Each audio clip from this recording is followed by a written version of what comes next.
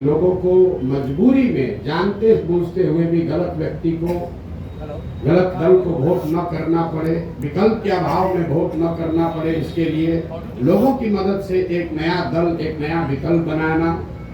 और तीसरा उद्देश्य ये था कि बिहार के विकास के लिए अगले 10 वर्ष में बिहार देश के 10 अग्रणी राज्यों में शामिल हो, इसका ब्लूप्रिंट बनाना। और बिहार के 8,500 पंचायतों का, इसको ध्यान रखें, बिहार के 8,500 पंचायतों का अलग अलग योजना बनाकर जनता के सामने रखना कि हर पंचायत की क्या समस्या है और उस पंचायत को अगले 10 वर्ष में विकसित बनाने के लिए क्या कुछ प्रयास किया जा सकता है। हर पंचायत में 800 से 1200 नए रोजगार के अवसर कैसे पैदा किए जाएंगे, हर पंचायत में बच्चों के पढ़ने की व्यवस्था को कैसे सुधारा जाएगा, और हर पंचायत में खेती को, जो बिहार में कमाने वाली खेती है, उसको कमाने वाला खेती कैसे बनाया जाएगा। ये 3 उद्देश्यों से हम लोगों ने ये प्रयास शुरू किया था। 2 अक्टूबर 2022 को मैंने गांधी आश्रम भितिहरवा पश्चिम चंपारण से चलना शुरू किया है। और यात्रा के दौरान ये भी आपको बताया, ये ऐसी यात्रा है जिसका किलोमीटर निश्चित नहीं है, इसका दिन निश्चित नहीं है, इसका लक्ष्य निश्चित है कि पूरे बिहार में पैदल चल के जहां तक हो सके गांव-गांव जाकर इन 3 उद्देश्यों की पूर्ति के लिए एक सकारात्मक और ईमानदार प्रयास किया जाए। अभी तक मैं करीब 60% बिहार ही घूम पाया हूँ। तो पहली सूचना आपको ये देनी है कि यात्रा अगले 1-1.5-2 वर्षों तक जैसे पहले चल रही थी वैसे ही आगे चलती रहेगी। जब जो बिहार की जनता को मैंने आश्वासन दिया है, दल बनने से या दूसरे उद्देश्यों के पूरा होने से यात्रा नहीं रुकने वाली है। 2 अक्टूबर जब दूसरा उद्देश्य जो इसका दल बनाने का था, उसकी परिणति 2 अक्टूबर को हो रही है। 2 अक्टूबर को दल बन रहा है, लेकिन यात्रा 2 अक्टूबर के बाद भी, अभी मैं सुपौल अररिया में हूँ, वो आगे चलता रहूंगा, चाहे उसके लिए 1 वर्ष लगे या 2 वर्ष लगे, यात्रा में कोई रुकावट नहीं आएगी। दूसरे उद्देश्य को लेकर आपको ये सूचित करना चाहते हैं कि 2 अक्टूबर को अभी तक के प्रयासों के आधार पर, उसके परिणाम स्वरूप 2 अक्टूबर को बिहार में एक नए दल, नए विकल्प के तौर पर जन सुराज, एक नया राजनीतिक दल आपको देखने को मिलेगा। 2 अक्टूबर को आपको ये भी पता चलेगा कि इस दल का नेतृत्व किन लोगों के हाथ में होगा। 2 अक्टूबर को इस दल के नाम की, इसके संविधान की और इसके नेतृत्व की घोषणा जन सुराज से जुड़े हुए हजारों कार्यकर्ताओं, साथियों, इसके बनाने वालों के सामने, मीडिया बंधुओं के सामने इसकी घोषणा की जाएगी। और जैसा कि मैंने पहले बताया था, जन सुराज दल जब बन रहा है तो न मैं उसका नेता था, न मुझे उसका नेता बनना है। बिहार की जनता ने गांव-गांव में घूमकर जिन लोगों से हम मिले हैं, समाज को मत कर जिन लोगों को निकाला है, एक प्रयास किया है कि बिहार के सामने ऐसे लोगों का नेतृत्व दिया जाए जिसमें प्रशांत किशोर से जो आदमी बेहतर है, जिसकी काबिलियत, जिसका जज्बा, जिसका चरित्र, जिसकी ईमानदारी, जिसके अंदर बिहार को सुधारने का मादा हर उस व्यक्ति में जिसमें प्रशांत किशोर से ज्यादा है, वो आपको इसके नेतृत्व में दिखेगा। तो 2 दिन और अगर आप इंतजार करेंगे तो आपको पता चलेगा कि 2 अक्टूबर को जन सुराज की लीडरशिप काउंसिल में किन लोगों का चयन हुआ, किन लोगों को जनता ने बताया, और साथ ही पार्टी के अध्यक्ष की घोषणा भी 2 तारीख को की जाएगी। जो मैंने विकास की योजना जारी करने की बात कही है, हर पंचायत की योजना जारी करने की बात कही है, वो इसका तीसरा पड़ाव है, जो फरवरी या मार्च में, उस काम को फरवरी-मार्च तक पूरा कर लिया जाएगा।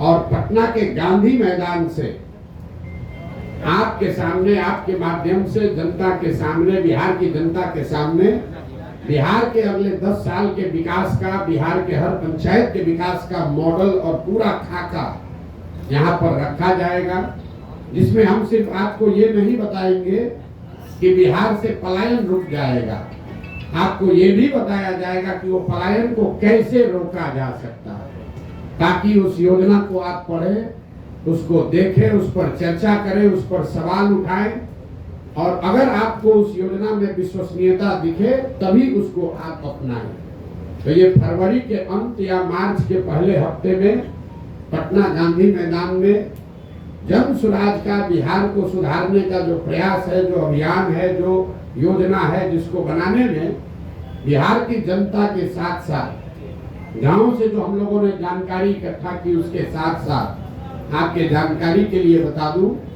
कि देश के करीब देश विदेश में 200 से ज्यादा बड़े बड़े विशेषज्ञ, इनमें से ज्यादातर लोगों का नाता बिहार से है, वो चाहे अमेरिका में है, ऑस्ट्रेलिया में है, इंग्लैंड में है या देश के अन्य हिस्सों में है, ऐसे 200 से ज्यादा लोगों ने बिहार में होने वाले इस प्रयास में अपना योगदान देना स्वीकार किया है, और इस विजन डॉक्यूमेंट को, बिहार की योजना को बनाने में उन्होंने अपना योगदान दिया।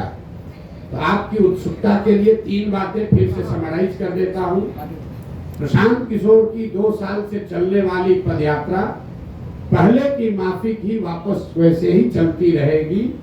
सुपौल और अररिया में मैं हूं और आगे वहां से किशनगंज जाऊंगा, उसके बाद कटिहार, फिर पूर्णिया, फिर भागलपुर, मुंगेर, जमुई होते हुए दक्षिण बिहार के इलाके को कवर किया जाएगा।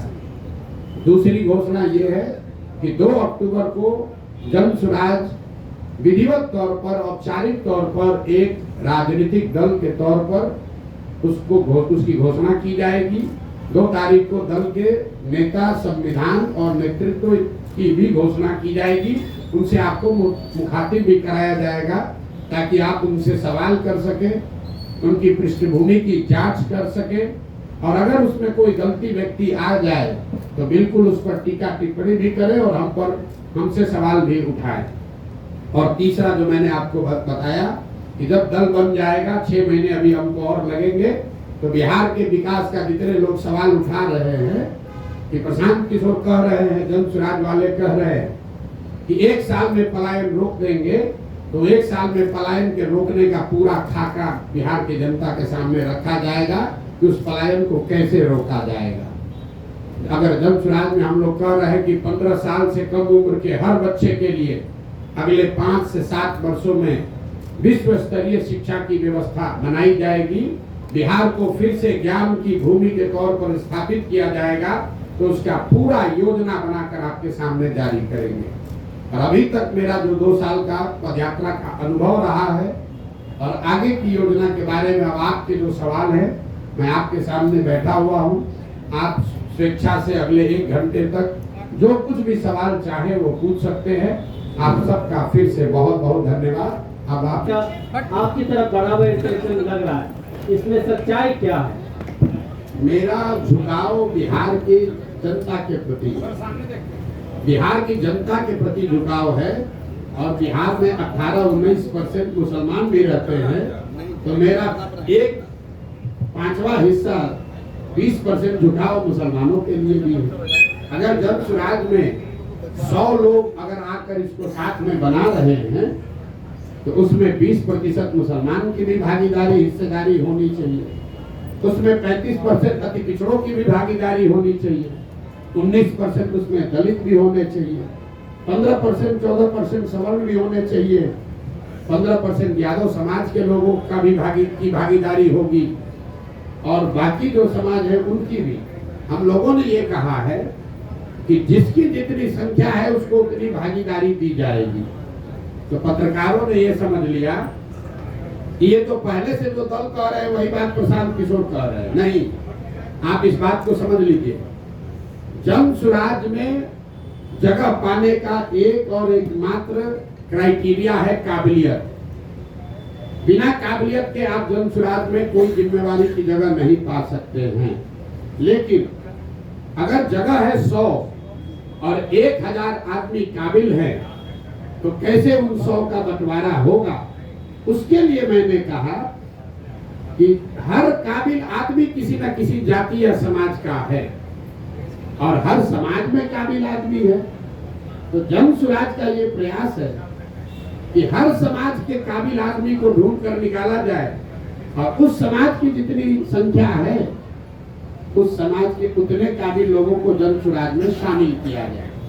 तो जो जन सुराज की लीडरशिप काउंसिल बनी है, जिसकी घोषणा 2 तारीख को होगी, उसमें आपको दिखेगा कि 20 लोगों की अगर काउंसिल है तो 5 लोग उसमें आपको मुसलमान दिख सकते हैं। लेकिन वो इसलिए नहीं 5 होंगे कि वो 5 मुसलमान हैं, वो इसलिए होंगे कि वो 5 सबसे काबिल व्यक्ति हैं जो मुसलमान भी हैं। उसमें 5 दलित समाज के लोग भी होंगे, लेकिन वो इसलिए नहीं होंगे कि वो दलित समाज के हैं, वो इसलिए हैं कि वो बिहार के सबसे काबिल चरित्रवान लोग हैं जिनको समाज ने चुना है, जो दलित भी है। उसमें 15% लोग यादव समाज के भी होंगे। वो इसलिए नहीं होंगे कि वो यादव है, वो इसलिए होंगे कि वो यादव समाज को बिहार के सबसे काबिल यादव समाज के लोग हैं। और यही तो 2 बरस से हमारा आपको यह वादा है, बिहार की जनता को जो हमने वादा किया है कि ईमानदारी और शुद्धता में कमी नहीं आएगी। बाकी आप हमसे कुछ भी गलती हो सकती है, इस प्रयास के ईमानदारी और शुद्धता में कमी नहीं आएगी।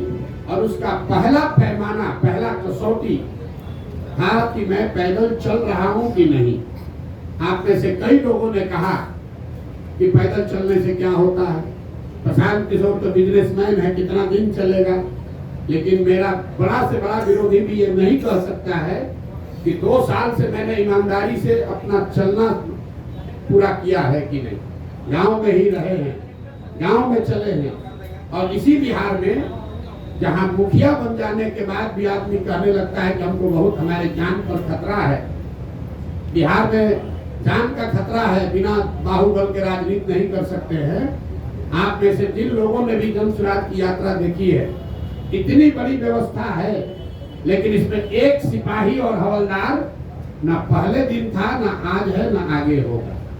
मैं गांव के सरेहों में ही सोया हूं और आज तक ये बिहार की जनता की काबिलियत है, उसका कैरेक्टर है कि मैं आपको कैमरे पर बता रहा हूं। चाहे जिस किसी समाज के गांव में मैं गया हूं, मुझे लोगों ने उतना ही सम्मान दिया है, प्यार दिया है। मुझे किसी कुत्ते ने भी नहीं काटा है आज तक। 2 वर्ष से हम लोग पैदल चल रहे हैं। तो जितने लोग कहते हैं कि राजनीति के लिए बाहुबल चाहिए, तो हम लोगों ने ये करके दिखाया है कि बिहार में आपको राजनीति करने के लिए बाहुबल नहीं चाहिए। दूसरी कसौटी इसकी ये होगी कि मैंने कहा था कि मैं इसका नेता नहीं बनूंगा। लोगों ने कहा अरे अभी तो कह न रहे, देखिएगा यही बनेंगे। तो 2 तारीख को आपको दिखेगा कि प्रशांत किशोर जब तक पदयात्रा जो कर रहे थे वही वापस 2 के बाद भी करते नजर आएंगे। 2 तारीख को नया नेतृत्व बिहार से घोषित कर देंगे। तीसरा मैंने ये कहा था कि जिस आदमी को भी इसका नेतृत्व चुन कर देंगे, वो आदमी प्रशांत किशोर से ज्यादा काबिल आदमी होगा।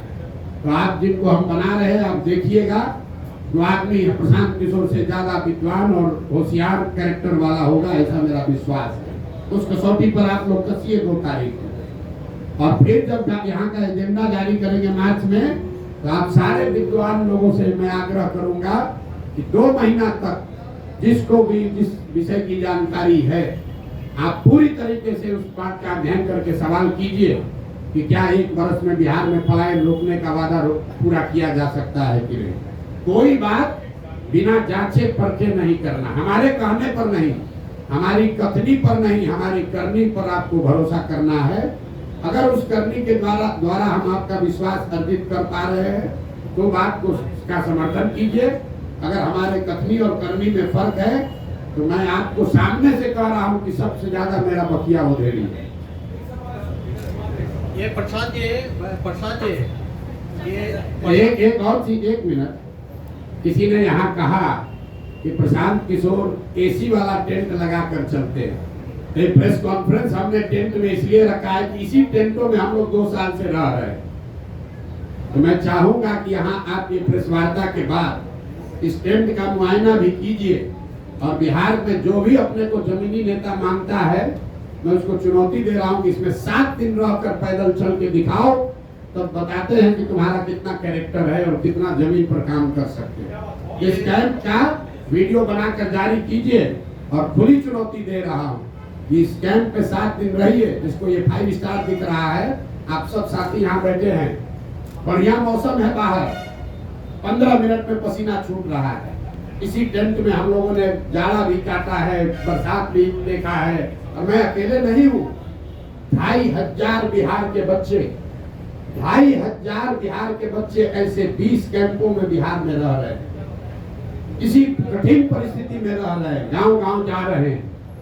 और हम लोगों ने 50 बच्चों के साथ शुरू किया था, आज 2500 पदयात्री, उनका प्रयास, उनका परिश्रम, उन पदयात्रियों का संकल्प प्रशांत किशोर से ज्यादा है, क्योंकि प्रशांत किशोर तो फिर भी मीडिया में आ रहे हैं, बोल रहे हैं, उन बच्चों को आप देख नहीं रहे। वो बच्चे नेमलेस हैं, फेसलेस हैं।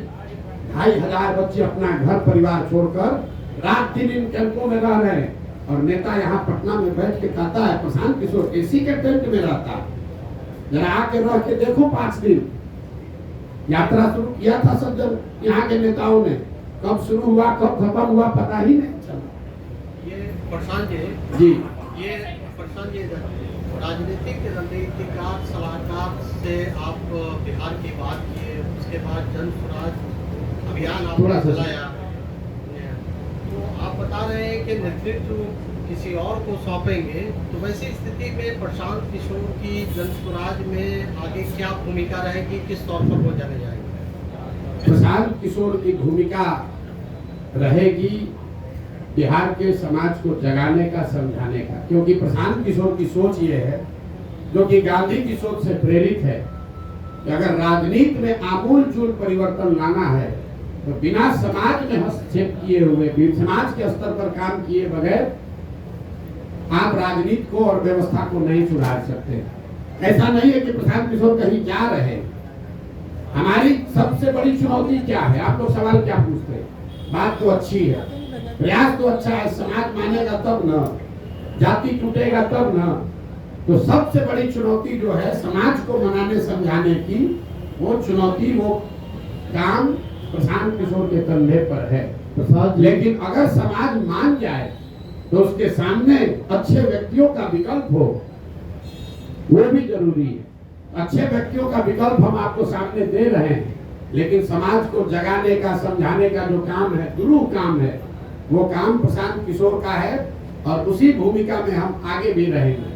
देखिए, एक अंतिम बात इस पर कहती है, गांधी जी, महात्मा गांधी देश में कांग्रेस में सिर्फ एक ही बार जीवन में अध्यक्ष बने। गांधी जी जीवन भर कांग्रेस के अध्यक्ष नहीं थे, लेकिन इसका मतलब नहीं है कि गांधी जी का कांग्रेस पर प्रभाव नहीं था। ऐसा नहीं है कि गांधी जी कांग्रेस के अध्यक्ष रहे और जब अध्यक्ष नहीं रहे तो कांग्रेस और आजादी की लड़ाई छोड़कर दूसरे के हवाले करके चले गए। उन्होंने लेकिन ये जरूरी है कि सिर्फ एक आदमी से नहीं होगा, और प्रशांत किशोर बिहार का एकमात्र काबिल आदमी नहीं है। इस मूल भावना जन स्वराज की यही है कि पिछले 30 वर्ष में सिर्फ 1200 परिवार के लोगों ने बिहार की राजनीति को कब्जा कर रखा है। 3.5 करोड़ परिवार बिहार में रहते हैं। तो जन स्वराज का ये अभियान है, जहां ये हम बता रहे हैं कि आप गरीब हैं, अमीर हैं, अगड़े हैं, पिछड़े हैं, हिंदू हैं, मुसलमान हैं, दलित हैं, पैसा नहीं है, आपके पिताजी विधायक मंत्री नहीं है, आप उसका चिंता मत कीजिए। अगर आपके पास जज्बा है, बिहार को सुधारने की इच्छा है, सपना है, तो आइए इस व्यवस्था से जुड़िए। पैसे का चिंता, चुनाव लड़ने लड़ाने रणनीति का चिंता प्रशांत किशोर और जन स्वराज पर छोड़िए। हमने ये कहा है, लोग कह रहा है कि कैसे, किस आधार पर कह रहे हैं कि गरीब से गरीब आदमी को पैसा देकर लड़ाएंगे। मेरे भाई, गरीब को पैसा देकर लड़ाने की बात कह रहे हैं तो आपको गलत लग रहा है, और आप पैसा लेकर चुनाव लड़ाते हैं तो आप सही अपने को बता रहे हैं। तो हम बिहार की जनता को छोड़ते हैं कि किसका विकल्प सही है। जो लोग पैसा लेकर टिकट देते हैं, चुनाव लड़ाते हैं, उनका विकल्प अच्छा है कि जन स्वराज, जो कि कह रहा है कि गरीब से गरीब आदमी भी ईमानदार है तो उसको लड़ाने का खर्चा समाज से जमा करके जन स्वराज देगा, ताकि किसी नेता को वोट खरीदने के लिए कि ये पैसा न खर्च करना पड़े, किसी नेता के पास ये कहने का आधार न हो कि हमने चुनाव में 5 करोड़ रुपया खर्चा किया इसलिए हम चोरी करेंगे, इसलिए हमको ठेका चाहिए। इसलिए जन सुराज में घोषणा है कि आपको गाड़ी नहीं अपना लगाना है। हमारी गाड़ियां चल रही है जन सुराज की, लोग कह रहे हैं इतना पैसा कहाँ से आ रहा है। गाड़ियां इसलिए चल रही है कि आप समाज से पैसा वसूली मत करो, गाड़ी हम दे रहे हैं तुम काम करो। अगर आप खेत में मजदूर हैं, अति पिछड़ा समाज के हैं, दलित हैं, सवर्ण समाज के हैं, गरीब हैं, आपके पास क्षमता है, आप राजनीति नहीं कर पाते हैं क्योंकि आपके पास पैसा नहीं है। आपको घर में मजदूरी करनी है, अपने बच्चों का पेट पालना है, आप में क्षमता ज्यादा है लेकिन आप राजनीति नहीं कर सकते। जन सुराज का राज तुम राजनीति करना चाहते हो, हम साधन देते हैं, राजनीति करो ताकि ये परिवारों का दबदबा खत्म हो। धर्म के आधार पर, जात के आधार पर जो लोग ठेकेदारी कर रहे हैं, ठेकेदारी कर रहे हैं, इनका वर्चस्व खत्म किया जाए। प्रशांत जी, आप अच्छे वक्ता हैं, अच्छे सामाजिक कार्यकर्ता हम लोग देख रहे हैं, चौथा दुलंद में है खेती के बाद, हमें लगता है कि आप कुछ कीजिएगा बिहार। ये बताइए नीतीश जी में क्या खूबी और खराबी हो गई जो आप लोग को छोड़ दिए, और अभी तो लाए थे उसको? नहीं, नीतीश जी को हम नहीं लाए थे। नीतीश जी को 2005 में बिहार की जनता लेकर आई थी। आपका ये सवाल ठीक है कि जिस बिहार में हमने नारा दिया बिहार में बहार हो, नीतीश कुमार हो, आज हम उनके विरोध में क्यों खड़े, ये जायज सवाल है। 2000 जहां बैठे हुए हर व्यक्ति और आपके जरिए बिहार की जनता को ये बताना चाहते हैं कि 2014 के नीतीश कुमार और 2024 के नीतीश कुमार में जमीन आसमान का फर्क है। 2014 में जिस नीतीश कुमार की हमने मदद की थी, उसकी छवि बिहार में सुशासन बाबू की है, ऐसे प्रशासक की है जो बिहार को सुधारने के लिए प्रयास कर रहा है। बिहार बहुत अच्छा नहीं हुआ था लेकिन सुधार की एक प्रक्रिया शुरू हुई थी, लोगों का एक विश्वास बनना शुरू हुआ था कि बिहार में भी शायद सुधार हो जाए। आज जिस नीतीश कुमार का मैं विरोध कर रहा हूँ वो नीतीश कुमार है जिसके लिए गांव-गांव में लोग कह रहा है कि भैया बिहार में लालू का जंगल राज, अपराधियों का जंगल राज देखे थे, ये नीतीश का जो राज है ये अधिकारियों का जंगल राज। यहाँ बैठा हुआ हर पत्रकार जानता है कि ये पूरी व्यवस्था, पूरा सरकार चंद अधिकारी, कोई विधायक मंत्री भी नहीं चला रहा है। आपको कैमरे पर कह रहे हैं, कोई विधायक मंत्री नहीं चला रहा है, चंद अधिकारी, वो भी सेवानिवृत्त अधिकारी सलाहकार बनकर बैठ गए और पूरे 13 करोड़ लोगों के भाग्य विधाता बनकर बैठ गए हैं। ना वो उनका नौकरी है, नौकरी से रिटायर हो चुके हैं, जनता ने उनको चुना नहीं है और पूरे बिहार को 4 अधिकारी मिलकर चला रहे हैं। नाम आपको पता है, नाम लेकर हम उनको ग्लोरीफाइड नहीं कर रहे, लेकिन आपके जरिए जरूर बताना चाह रहे हैं कि 13 करोड़ बिहार के लोगों का भविष्य सेवानिवृत्त 4 अधिकारी मिलकर नहीं तय कर सकते हैं। बिहार की जनता को इतना मूर्ख मत समझिए, चुनाव आने दीजिए, कोई नहीं बचने वाला। प्रशांत जी, एक सवाल है प्रशांत जी, अरे सुन लीजिए, आप, मैंने एक पहलू बताया, तो उस प्रशासक का मैं विरोध कर रहा हूं जिसने पूरे बिहार की जनता का भविष्य 4 सेवानिवृत्त अधिकारियों के हाथ में कर छोड़ दिया है। जिस नीतीश कुमार की 2014 में मैंने मदद की थी उसमें राजनीतिक मोरालिटी थी। नीतीश कुमार गैसल पश्चिम बंगाल में, आप में से कुछ लोगों को याद होगा, एक रेल दुर्घटना हुई थी।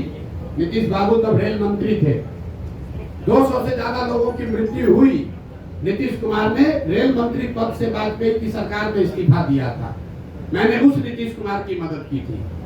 आज जिस नीतीश कुमार का विरोध कर रहा हूँ वो नीतीश कुमार है कि कोरोना के काल में हजारों लोग मर गए, उनकी मृत्यु हो गई, लाखों बच्चे, पूरे कोरोना से पूरे देश में संकट आया, लेकिन जितना कष्ट बिहार के लोगों को हुआ उतना कष्ट किसी को नहीं हुआ। लाखों बच्चे बिहार के रोड पर मारे फिर रहे थे और आपको मालूम है नीतीश कुमार बंगले से नहीं निकले, इसलिए नीतीश कुमार का विरोध कर रहे हैं। तीसरा, नीतीश कुमार का इसलिए विरोध कर रहे हैं, 2015 में 14 में नीतीश कुमार चुनाव नहीं हारे थे, लोकसभा में उनके दल को चुनाव लोगों ने हराया था, उनके दल को 2 MP मिला था। नीतीश कुमार के पास 117 विधायक थे, उनको बहुमत था, फिर भी उन्होंने पद छोड़कर मांझी जी को मुख्यमंत्री बनाया था कि भाई जनता का विश्वास हम पर नहीं है तो दूसरे को मुख्यमंत्री बनना चाहिए। आज उस नीतीश कुमार की मैंने मदद की थी। आज जिस नीतीश कुमार का विरोध कर रहे हैं वो नीतीश कुमार है जो चुनाव हार गया है। 243 के विधानसभा में 42 विधायक जीता है इस आदमी का। और कभी लालटेन पर लटक कर, कभी कमल पर बैठकर ये आदमी राज कर रहा है। जिस दिन परिणाम आपके सामने खुलासा कर रहे हैं, जिस दिन 2020 का चुनाव का परिणाम आया, नीतीश कुमार अपना फोन का रिकॉर्ड जारी करे, कम से कम 3-4 बार हमसे बात किया। इस शख्स ने 3-4 बार हमसे बात किया। हमने इनको सलाह दिया कि आपको 42 विधायक आया है, मत बनिए मुख्यमंत्री, ये जनता के आदेश का उल्लंघन होगा। 6 बजे तक आप लोगों को भी जानकारी होगा, शाम में 6 बजे तक कहते रहे नहीं बनेंगे, 6:30 बजे फिर वही जाकर मुख्यमंत्री बन गए। इस नीतीश कुमार का विरोध कर रहा हूं। तो अच्छे प्रशासक का समर्थन किया था, नैतिकता वाले राजनेता का समर्थन किया था, बिहार को सुधारने वाले व्यक्ति का समर्थन किया था। जिसका विरोध कर रहा हूँ वो उसका विरोध है जो कि जिसकी एक ही प्राथमिकता बची है, किसी भी तरीके से फेविकॉल लगाकर कुर्सी पर बैठे रहो, बिहार का जनता का जो होता है होने दो। आपने कहा कि आपका जो मुकाबला है वो एनडीए से है, आरजेडी को आप कोई मुकाबला नहीं मानते हैं, तो क्या आपको नहीं लगता कि कहीं आपका ये बयान आप पर बैकफायर भी हो सकता है, क्योंकि कहीं ना कहीं एक खास वोट बैंक पर आपकी भी नजर है अगर इस स्टेटमेंट को हम देखें तो? नहीं, आप ये भाई इसके लिए कोई आपको बहुत ज्ञानी होने की जरूरत नहीं है। आप 2005 से जब से एनडीए बना है उसके बाद से आरजेडी की कोई ताकत रही नहीं है। 2005 से आप आगे का इलेक्शन का आंकड़ा उठाकर देख लीजिए तो आरजेडी को कभी, आरजेडी या उनके द्वारा बनाए गए गठबंधन को कभी जीत नहीं मिली है। महागठबंधन का एक अपवाद छोड़ दिए जिसमें हम लोगों ने मदद की थी, उसमें भी आरजेडी जूनियर पार्टनर ही था। नीतीश जी के चेहरे पर चुनाव लड़ा था, आरजेडी के नाम पर चुनाव नहीं लड़ा गया था। और अभी का लोकसभा का चुनाव देख लीजिए, इस लोकसभा चुनाव में 176 विधानसभा में भाजपा और एनडीए को बढ़त है। तो हमारा अगर मुकाबला है तो जो 176 में आगे है उससे मुकाबला होगा कि जो 50 सीट में आगे है उससे मुकाबला होगा। तो ये तो हमारे आकलन का विषय नहीं है, ये तो फैक्ट है। किसने कह दिया आपको? भाई ऐसा है, अब अपने हिसाब से कहिएगा।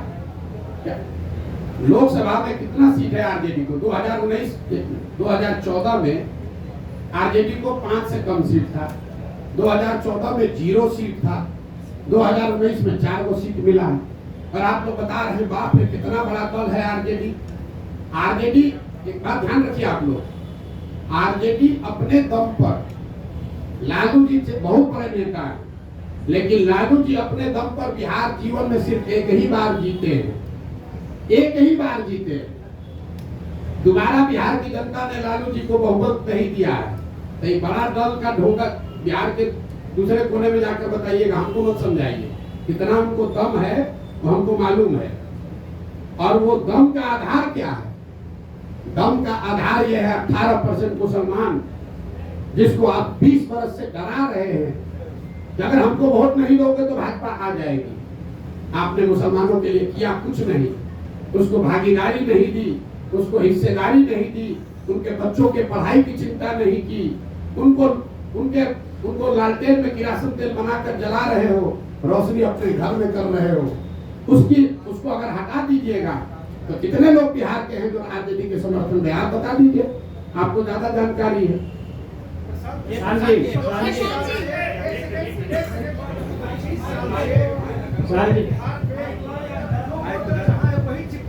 जी 25 साल से जो वोटर जहाँ है वही चिपका हुआ, या तो वो लालू जी को वोट दे रहा है या फिर नीतीश जी को या भाजपा को। जातीय कीचड़ में फंसा हुआ इस बिहार को, आपको लगता है कि इस जाति के? अब देखिए, आप ही के बयान को दोहरा देते हैं। आपने कहा कि 25 बरस से बिहार का वोटर एक ही जगह चिपका हुआ है।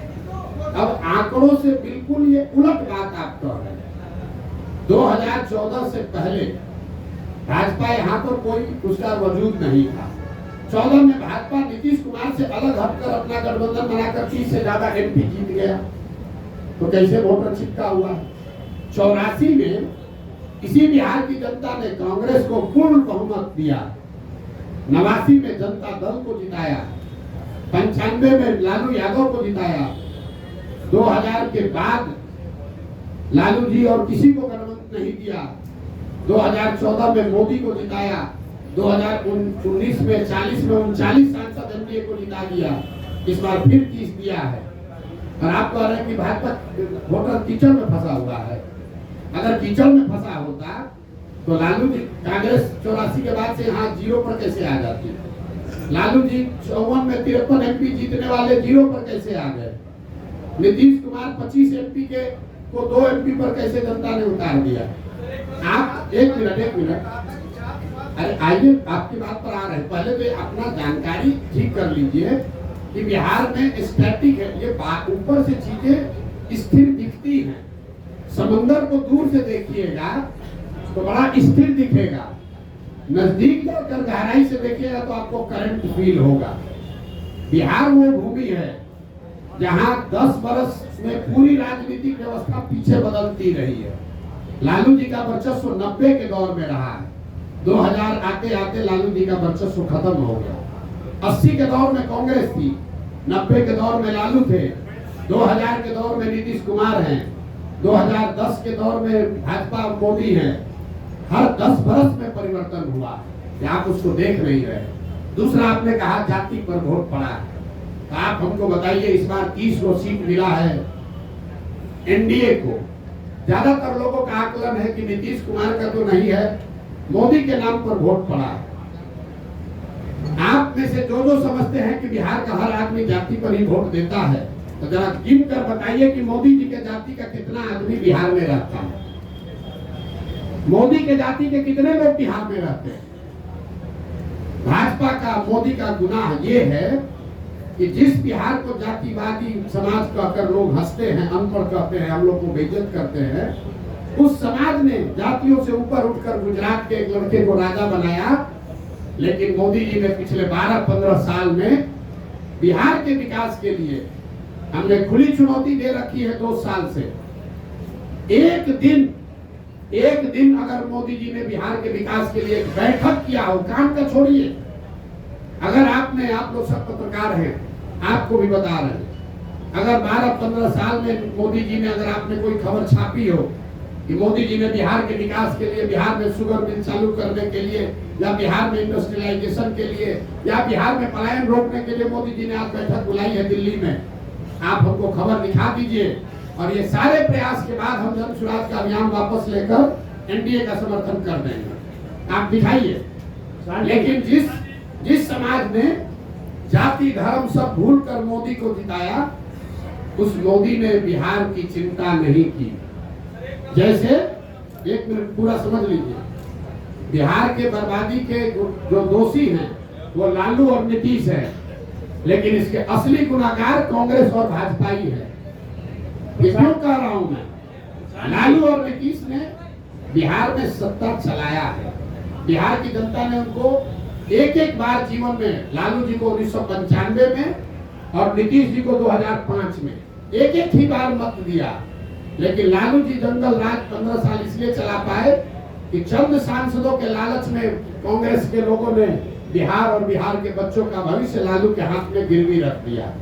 और जो गलती कांग्रेस ने की, वही गलती आज भाजपा कर रही है। ये भाजपा वो दल है जो पूरे देश में, इसके लिए हम लोग कहते हैं कि दूसरे का दल को तोड़कर सांसद विधायक खरीद के सरकार बनाता है। बिहार में उसका 80-75 विधायक है, नीतीश का 43 है, लेकिन यहाँ सरकार नहीं बनाया है। यहाँ नीतीश को बैठा दिया है ताकि हमको 12-15 एमपी मिलता रहे। तो भाजपा ने भी वही गलती की है जो कांग्रेस ने किया। कांग्रेस ने हम लोग के बच्चों का भविष्य लालू के हाथ में बेचा, भाजपा वाले हम लोग का भविष्य नीतीश के हाथ में बेचे हैं, और परिणाम भी वही होगा। जैसे कांग्रेस सिरे से बिहार में खत्म हो गई, लालू और नीतीश का कुछ भी हो, भाजपा यहाँ सिरे से खत्म हो जाएगी। नेतृत्व ऑलरेडी आप देख रहे हैं, भाजपा बिहार में नेतृत्व विहीन पहले से हो गई है, कुछ नहीं बचा। देखिए किसको बनाए, ये बताइए प्रधान जी, रुकिए। भाजपा के जो यहाँ अध्यक्ष बने हैं, हम आपको आपके मन से बता रहे हैं, सुन लीजिए, उसके बाद में 1 घंटा बैठे हुए। भाजपा के जो अध्यक्ष बने हैं, बिहार के किसी गांव में चल के खड़ा हो जाए, उसमें से 10% आदमी भी नहीं कह सकता है ये आदमी कौन है। ये भाजपा के नेतृत्व का देखिए स्थिति। जो भाजपा के अभी अध्यक्ष है, उसको बिहार में 10% आदमी पहचानता नहीं है कि आदमी है कौन। अब भाजपा उनके जरिए बिहार सुधारना चाहती है, ये दिखाता है। यही काम कांग्रेस ने किया था, उन्होंने अपने नेतृत्व को खत्म करके लालू के हवाले कर दिया। तो भाजपा ने अपने नेतृत्व को, उसमें भाजपा में भी जो काबिल आदमी है उसको सबको हटा के और ऐसे लोगों को दिया है जो नीतीश का झोला ढोते रहे, उसके पीछे चलते रहे। हाँ, ये आपकी काबिलियत के पैमाने पर दूसरे नाकाबिल कैसे हो जाते हैं? जी, आपकी काबिलियत के पैमाने पर दूसरे नाकाबिल कैसे हो जाते हैं? हमने तो किसी को नाकाबिल कहा ही नहीं। और नहीं, एक तो निरपेक्ष भाव से तो यही बात जा रही है ना कि आप काबिल लोगों को लाएंगे, यानी जी। अभी तक सत्ता में जो लोग हैं या आते रहे वो नाकाबिल हैं। नहीं। मेरी पूरी बात सुन लीजिए। और अगर आपकी काबिलियत का पैमाना क्या है, निर्धारण आपने किस ठीक हिसाब बात, से किया? ये अच्छा सवाल है। और उसके साथ दूसरी बात ये कि अगर सत्ता में आने के बाद काबिल लोग नाकाबिल हो जाते हैं तो आपके जन सुराज की क्या गारंटी है? ठीक। और अगर गारंटी नहीं है तो बिहार की जनता एक छल के लिए और क्यों ठीक मजबूर? 3 सवाल आपके जवाब दे रहा हूँ। पहला, इन्होंने कहा कि आप कह रहे हैं कि काबिल आदमी को लाएंगे मतलब दूसरा नाकाबिल है। ये बात नहीं है। लकीर बड़ी करने के लिए उस दूसरे को काटना जरूरी नहीं, उससे लंबी लकीर खींची जा सकती है। तो जिसको जन स्वराज का नेतृत्व दे रहे हैं, इसका पहला पैमाना ये है कि उस आदमी को आप जो जन स्वराज का अध्यक्ष बनेगा, यहाँ पर 3 बड़े पार्टियों के 4 बड़े पार्टियों के अध्यक्ष पहले से हैं। भाजपा के अध्यक्ष दिलीप जायसवाल जी हैं, जदयू के अध्यक्ष उमेश कुशवाहा जी हैं, आरजेडी के अध्यक्ष जगदानंद जी हैं और कांग्रेस के अध्यक्ष अखिलेश जी हैं। जन स्वराज का जो अध्यक्ष बनेगा उसको खड़ा कर दीजिए और 5 के सामने उसकी काबिलियत, उसका डिग्री, समाज में नजरिया और किसी भी विषय पर आप उससे बहस करा लीजिए, खुद तय कर लीजिए कि उसमें काबिल कौन है। काबिलियत का पैमाना समाज है। दूसरी बात आपने कही कि ये इसकी क्या गारंटी है कि जन स्वराज का आदमी, अगर काबिल आदमी भी गलत बन जाए।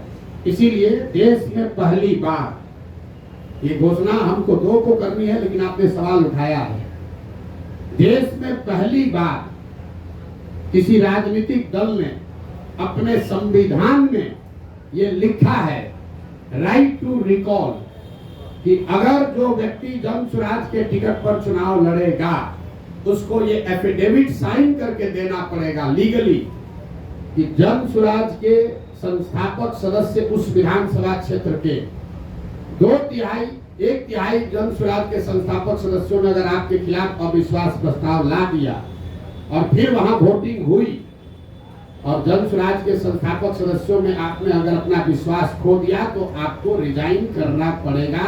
ये एफिडेविट देने के बाद ही आप जन स्वराज से लड़ पाएंगे। इस बात को हम लोग जन स्वराज अपने संविधान में लिख रहा है। तीसरा और अंतिम सवाल कि जन स्वराज पर भरोसा क्यों करें? ठीक बात है, ये अच्छा सवाल है। जन स्वराज पर भरोसा इसलिए करें कि पहले से जो लोग यहाँ पर हैं वो एक्सपायर मेडिसिन है। आपने उसको जांच लिया, परख लिया, जानते हैं कि ये दवा काम नहीं करती। मान लीजिए कि आपके घर में कोई बीमार पड़ गया, भगवान न करे, और उसको कोई ऐसी बीमारी हो गई कि सुधर ही नहीं रही है। डॉक्टर ने दवा दिया, हर तरह का दवा दे दिया, वो सुधर नहीं रहा है। आपने कहा डॉक्टर साहब इससे क्या होगा, अब तो नहीं सुधर रहा। डॉक्टर ने कहा भाई एक नई दवा आई है, उसका पूरा प्रमाण तो नहीं है लेकिन 20% 40% संभावना है ठीक हो सकती है, लेकिन कुछ खतरा भी हो सकता है। आपका अगर आदेश हो, अगर आप सहमत हो तो हम एक बार ट्राई करके देखते हैं। आप क्या कहिएगा? अपने परिजन को बचाने के लिए आप क्या कहिएगा कि जो 3 दवा जिसको आपने ट्राई कर लिया, जिसका फायदा नहीं हुआ, उसी पर रखिएगा, या कहिएगा कि ना भाई इतना डॉक्टर साहब 20% संभावना है लेकिन नया दवा आया है, इसको ट्राई कीजिए, शायद हमारी किस्मत, दुआ, भगवान का आशीर्वाद, शायद लग जाए। तो जन स्वराज जो 3 दलों से हम लड़ रहे हैं वो एक्सपायर मेडिसिन है। जनता ने उसको 30 बरस देख लिया, परख लिया, जान लिया, ये नहीं सुधार सकता। जन सुराज नया प्रयास है, इससे सुधार हो भी सकता है, शायद नहीं भी हो सकता, लेकिन शायद हो भी सकता है। तो ऊपर वाले की दुआ रही तो निश्चित तौर पर बिहार की जनता वो रिस्क लेगी। और एक अंतिम बात, हमारा अपना मानना है कि सबके जीवन में कभी न कभी सवेरा आना है। बिहार के 13 करोड़ जनता के भविष्य में भी कभी न कभी तो सुधार भगवान ने, ऊपर वाले ने लिखा होगा। हम लोग तो निमित्त मात्र हैं।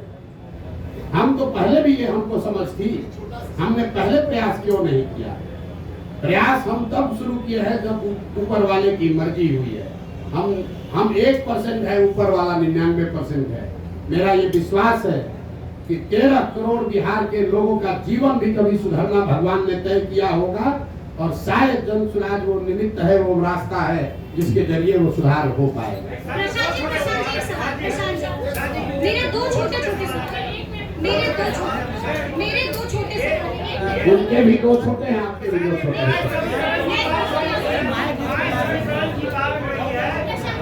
समीकरण की बात हो रही है, अभी भी कहा जाता है कि जो ये जो वोट बैंक है, पूर्णिया रुपौली में चुनाव हुआ है। सबसे ताजा प्रमाण, जनता का प्रमाण ही सबसे बड़ा प्रमाण है। रुपौली में चुनाव हुआ, माई समीकरण की बात करने वाले आरजेडी वालों ने बीमा भारती जी को वहां उम्मीदवार बनाया। रुपौली की स्थिति से जो लोग जानकारी रखते हैं, बीमा भारती जी के अपने जाति के 35-40 हजार लोग उस विधानसभा में रहते हैं। 15,000 MY में वाई समाज के लोग, यादव समाज के लोग रहते हैं, और 45,000 वहां मुसलमान रहते हैं। तीनों मिलाइएगा तो 1 लाख हुआ। और माई समीकरण के जमींदारी का दावा करने वाले लोग, ठेकेदारी करने वाले लोग के कैंडिडेट को 30,000 वोट आया। दूसरा देखिए, एनडीए का अति पिछड़ा तो नीतीश जी के साथ है, तो भैया रुपौली में 1,10,000 अति पिछड़ा है, उनको कितना वोट आया? 50,000। और जीता कौन? उस वो आदमी जीता है, हमारा आदमी नहीं जीता है। जन सुराज की बात छोड़ दीजिए, वो आदमी जीता है जिसके जाति का 5-6 हजार आदमी वहां रहता है। और आप लोग कह रहे हैं कि बिहार में माई समीकरण है, सब जाते हैं, पब्लिक सब पागल है। अरे भाई आप ये समझिए, अगर यहाँ सोना और पीतल रख दिया जाए तो आप किसी जाति के यहाँ सोना उठाइएगा कि पीतल उठाइएगा? फर्क बस इतना है कि कोई सोना दिखना चाहिए, आचार से, विचार से, व्यवहार से, कर्म से। अगर आप सोना दिखेंगे तो समाज का कोई भी ऐसा वर्ग नहीं है। कौन नहीं चाहता है कि उसका बच्चा अच्छा पढ़े?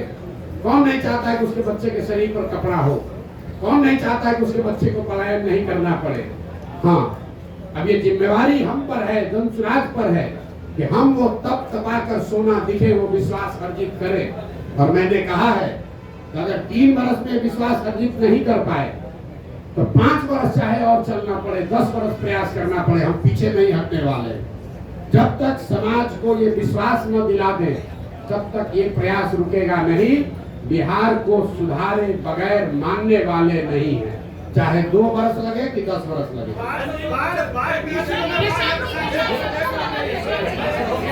बोलिए बोलिए बोलिए बोलिए। क्या? पीके जियो डीओ क्या होता है? मेरे भाई, बिहार कहाँ से कहाँ सवाल आप करते हैं। हमने दल नहीं बनाया है, हम पूरी बात अपनी बिहार के लिए जो हमने काम। और जब संयुक्त राष्ट्र संघ में बुलंदी पर थे, जब वहाँ बुलंदी पर थे, 35 वर्ष के उम्र में संयुक्त राष्ट्र संघ में मुकाम हासिल कर लिए, तब हमने उसको छोड़ा और छोड़कर 10 वर्ष जो काम किया, जिसको आप चुनावी रणनीतिकार प्रबंधन करते हैं, 2011 से 2021। और जब हम उस काम में चुनावी प्रबंधन रणनीतिकार जिसको आप कहते हैं, उसमें बुलंदी पर थे, तो 2021 में उस काम को छोड़ दिए। अब मेरा अगले 10 साल का जीवन का एक ही लक्ष्य है, बिहार को देश के 10 अग्रणी राज्यों में शामिल कराना है। चाहे उसके लिए जो कुछ भी करना पड़े। हम देश, दुनिया, विश्व नहीं देख रहे हैं, एक ही चीज देख रहे हैं, बिहार, बिहार की समस्या, बिहार के बच्चे, बिहार की पलायन, बिहार का की अशिक्षा, और जैसा मैंने आपको कहा, आप चुनाव देख रहे हैं, मैं देख रहा हूं कि जब तक ये नहीं सुधरेगा तब तक बिहार में ही प्रशांत किशोर को इसी तरह से प्रयास करते रहना। प्रशांत जी, मेरा दो सवाल है, मेरा दो सवाल है। विपक्ष आप पर कई तरह के आरोप लगाता है, जिसमें से एक आरोप ये है कि जनसुराज कुछ और नहीं बल्कि वन मैन शो है। इस आरोप पर प्रशांत किशोर क्या जवाब देंगे? देखिए, कम से कम विपक्ष वाले या पक्ष वाले आरोप लगाना शुरू तो कर रहे हैं। जब हमने अभियान शुरू किया था तो कहता था ये है कौन, प्रशांत किशोर कौन है, किसी ने हमको व्यापारी कहा, तो हमने मंच पर कहा, कैमरे के सामने कहा, हाँ व्यापारी हैं, सामान बेचने आए हैं, अपना विचार बेचने आए हैं, लोगों को माथा पर टोकरी लेकर घर घर घूम रहे हैं, ये विचार बेच रहे हैं कि जाति धर्म नाली गली का छोड़ो, अपने बच्चों की चिंता करो, ये विचार बेचने आए हैं। तो ये तो मान रहा है ना विपक्ष वाला कि प्रशांत किशोर को बेचने आता है, तो हम ये विचार घर घर बेच कर आए हैं कि एक बार जीवन में नेताओं की बच्चों की चिंता छोड़ दो, अपने बच्चों की चिंता कर लो, ये विचार बेचने आए। तो आज अभी पहली बार, आप लोग ध्यान नहीं दे रहे, पहली बार देश में ऐसा हो रहा है कि जो सत्ता में है और जो विपक्ष में है, दोनों के राजनीतिक कार्यकर्ता छोड़कर वहां जा रहे हैं जो अभी दल ही नहीं है। आप इसको जरा आकलन करके देख लीजिए, राजनीतिक कार्यकर्ता तो वहां जाता है जहां सत्ता है या सत्ता आने की संभावना है। जनसुराज अभी दल नहीं है और आरजेडी वाले चिट्ठी निकाल रहे हैं कि भैया लालू जी के समाजवाद का हवाला है, जो दल मत छोड़ो रे भाई, अरे यहीं पर बने रहो। भाजपा वाला, कल हमको एक भाजपा का नेता आया, कहा भैया भाजपा का कार्यालय है, बैठे हम लोग हैं लेकिन चर्चा खाली जनसुराजे का हो रहा है। ये हमारी ताकत नहीं है, ये बिहार के लोगों की 30 बरस की छटपटाहट है। 30 बरस से भाजपा का डर दिखाकर लालू और लालू का डर दिखाकर भाजपा ने जो वोट लिया है, ये उनकी छटपटाहट है कि अब बिहार के लोगों को कोई रास्ता मिल जाएगा तो ये मुफ्तखोरी जो है वो छूट जाएगी, राजनीतिक बंधुआ मजदूर कोई नहीं बचेगा। यही अभियान है और इसीलिए छटपटाहट और घबराहट। प्रशांत जी, एक बड़ा खतरा बनकर उभरे, एक छोटा सवाल प्रशांत जी, आप एक बड़ा खतरा बनकर उभरे हैं, तो कईयों ने आपको भी संपर्क करने की कोशिश की होगी, तो प्रशांत किशोर के रोज भाई देखिए, का कॉल आया, किसका कॉल आया? ऐसा है, प्रशांत किशोर को बिहार में प्रयास करने की जरूरत नहीं है हमको लोगों को संपर्क करने के लिए। देश में कौन ऐसा नेता दल है, आप लोग सब पत्रकार हैं, कौन ऐसा दल और नेता है जो सोचेगा कि प्रशांत, नहीं सोचेगा कि प्रशांत किशोर को अपने साथ रख ले। भाई भूमिका हमको चाहे कुछ भी दे, इतना तो जरूर चाहेगा प्रशांत किशोर हमारे साथ रहे। तो यहाँ जब चुटपुटिया नेता को जिसको 5,000 वोट आ जाता है वो सौदा कर सकता है, तो आपको कैसे लग रहा है कि हमारे पास ऑफर नहीं आ रहा है? हमको लोग प्रलोभन नहीं दे रहे, डर नहीं दिखा रहे, लेकिन हमने जो वादा किया है कि 243 मतलब 243, 242 नहीं होगा। और चुनाव के बाद अगर 130-35 सीट भी आ जाए, ये भी कैमरे पर कहा है, तो प्रशांत किशोर उसको अपनी व्यक्तिगत हार मानेंगे कि मेरे प्रयास में कमी रह गई, हम बिहार को लोगों को नहीं समझा पाए। हमारे लिए आंकड़ा 122 नहीं है, मुकम्मल जीत होनी चाहिए, तभी मानेंगे कि हमारा ये प्रयास सफल हुआ। 130-135 सीट अगर जनसुराज को आया तो प्रशांत किशोर की जनसुराज की इस प्रयास की हार होगी। प्रशांत जी, इसी से जुड़ा हुआ सवाल है कि आपका आकलन बहुत सटीक रहा है, पिछले कई चुनाव में देखा गया है, और आप कहते रहे कि इस चुनाव में बिहार में या तो अर्थ पे या तो शर्त पे जी, तो अभी आपका आकलन क्या है, कितने सीट जनसुराज लेकर आई? और इसी से जुड़ा हुआ सवाल है, अगर 10, 15, 20 सीट बच जाते हैं बहुमत से, उस स्थिति में जनसुराज क्या करेगा? फिर से चुनाव में जाने के लिए बिहार की जनता को धकेल देगा? 130 आएगा ना, आप कहे 10-15 तो में रह जाएगा, हमने 15 बढ़ा दिया। और पहले इंटरव्यू में बहुमत से 15 ज्यादा, बहुमत से 15 ज्यादा आएगा तो भी उसको हम अपनी हार मान लेंगे और आपको मौका दे देंगे कि बना लीजिए। ये कह रहे हैं, आपको स्पष्टता से कह रहे हैं, अर्श पर या फर्श पर। हाँ, अगर हमारे प्रयास की ईमानदारी में, शुद्धता में ताकत है तो या तो बिहार की जनता अपने और अपने बच्चों का मुस्तकबिल बदलने के लिए हमको जन सुराज को बैठाएगी, और अगर उसको समझ में नहीं आया तो कोई बात नहीं है, 5 वर्ष की और तपस्या जारी रहेगी। प्रधान जी एक सवाल आपके जवाब से एक सवाल निकल के आ रहा है। आप कह रहे हैं प्रधान जी इधर नहीं, आप कह रहे हैं कि 130 सीट भी आएगा तो हम हार मान लेंगे, सरकार नहीं बनाएंगे। आप बोल रहे हैं ये कहाँ का है दूसरा लाइन? अपने से अपना लाइन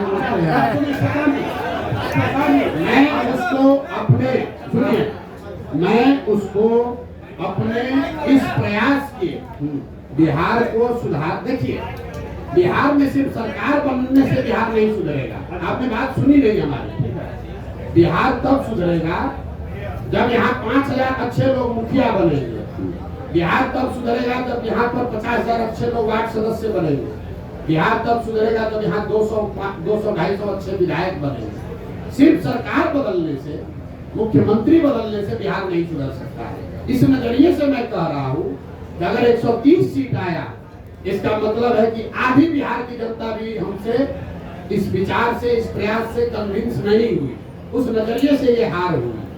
तो हमको और प्रयास, कम से कम 2/3 बिहार की जनता को इस प्रयास की शुद्धता और ईमानदारी पर भरोसा जब तक न हो, तब तक प्रशांत किशोर का ये प्रयास जारी रहेगा, तभी सुधार होगा। सिर्फ सरकार बनाने से सुधार नहीं होगा।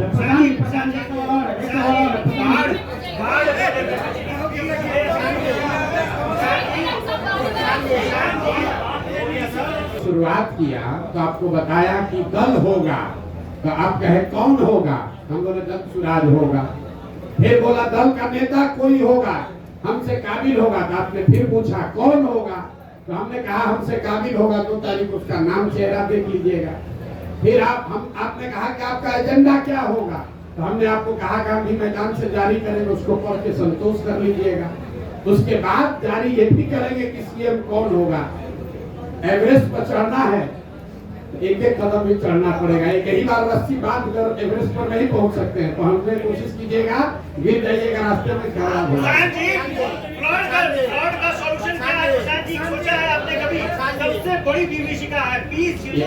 आपको कुछ नहीं समझ है।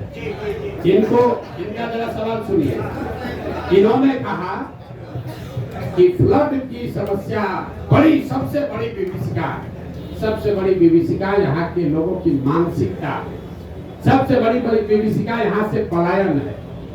अब बाढ़ पर आ जाइए। अगर आप ध्यान से देखेंगे 50% यहाँ जमीन ऐसी है बिहार में जहाँ फ्लड क्या रिस्क है। 30% जमीन ऐसी है जहाँ परमानेंट जल जमाव है, और करीब 25 से 27% ऐसी जमीन है जहाँ सूखा है। अगर आप बिहार को भौगोलिक तरीके से देखेंगे तो जो उत्तर के तराई वाले जिले हैं, चंपारण, पश्चिमी चंपारण, पूर्वी चंपारण, शिवहर, सीतामढ़ी, मधुबनी, दरभंगा, सुपौल, अररिया, किशनगंज, ये जो ऊपर के तराई वाले एरिया हैं, यहाँ पर बाढ़ के साथ साथ नदियों के कटाव का मामला है।